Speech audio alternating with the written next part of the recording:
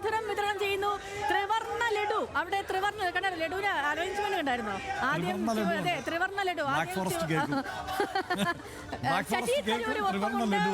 അതെ, ത്രിവർണ്ണ ലഡു പങ്കുവയ്ക്കുകയാണ് നേതാക്കളൊക്കെയും. ഇന്ന് ലഡു കഴിക്കാം, ഇന്ന് ഡയറ്റ് മറക്കാം, എല്ലാവർക്കും ആനന്ദിക്കാം. ഷുഗർ നോക്കണ്ട, ഡയറ്റ് നോക്കണ്ട, ഇന്ന് കഴിച്ചില്ലെങ്കിൽ പിന്നെ എന്ന് ജനങ്ങൾ കൂടെ ഉണ്ടെന്ന് പറഞ്ഞിരിക്കുന്നു.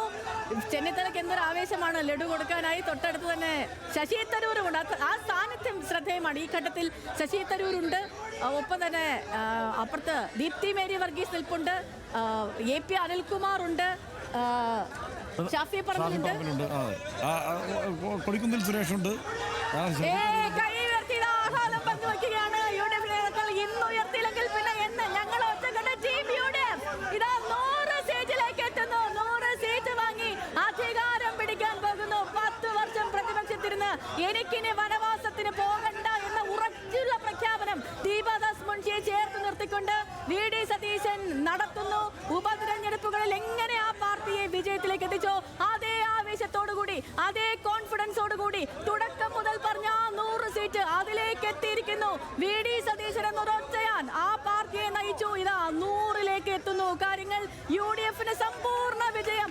കൈപിടിച്ച് ത്രിവർണം തൂക്കി ത്രിവർണ്ണ പദങ്ങളോടെ, ത്രിവർണ്ണ കരങ്ങളോടെ കാലിടറിയ ക്യാപ്റ്റനും ഇടയ്ക്ക് പോകുന്നുണ്ട്.